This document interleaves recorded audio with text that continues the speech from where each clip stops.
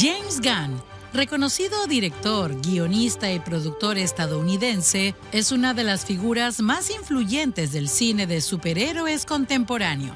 Y a pesar de que ganó notoriedad gracias a su trabajo en Marvel Studios, Gunn es ahora codirector de DC Studios, junto a Peter Safran, con quien comparte la ambiciosa tarea de reiniciar el universo cinematográfico de DC. Pues su gran primer paso en esta nueva etapa llega con Superman, una película escrita y dirigida por Gunn, que nos ofrece un nuevo enfoque del icónico superhéroe.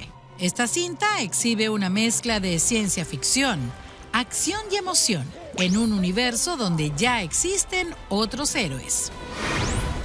How do you feel working with those icons? You know, Superman is the first superhero, is a totally part of a popular culture. So how do you navigate the idea of bringing it back with a new approach, with a new angle, with a lot of twists? I think it was, you know, I'm a huge Superman fan, so I have to start there. You know, I'm a fan of Superman. I'm especially a fan of DC Comics.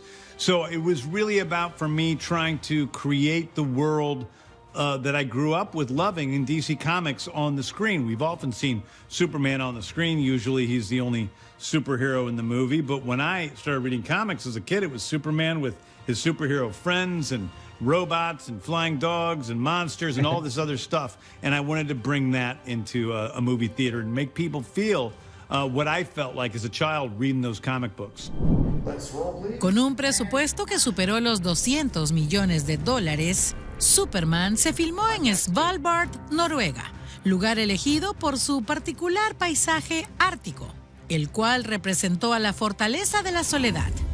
Mientras que en Georgia, especialmente en los estudios Trilith de Atlanta, se construyeron escenarios de interiores, como el de la propia fortaleza, Metrópolis, el Daily Planet y la Ken Farm.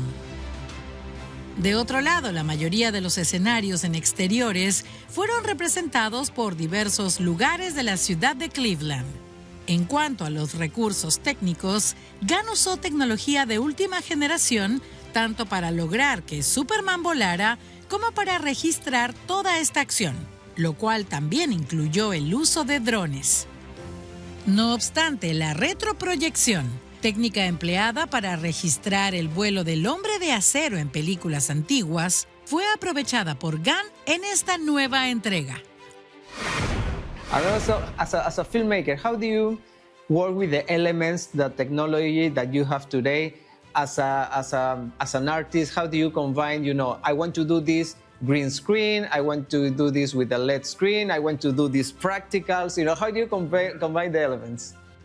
I mean, for me, it's really whatever looks best for the situation. You know, I'll do anything that makes the movie look best. So what I find often works is I love practical sets because they look great. And if you can afford to build them, they're fantastic. And also the cast is better when they're on practical sets because they can get into the feeling of the surroundings.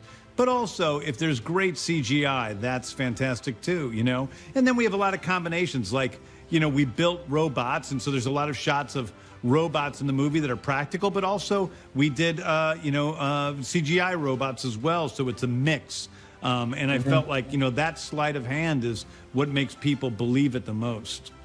And when you have all the toys, it's more fun for you to move the things around. It is. It is. And I do like the giant sets, I have to admit. That's the most fun. Building the Fortress of Solitude was one of the greatest moments of my life, walking onto that set with these giant icicles that Beth Mickle, the production designer, had made. It was incredible.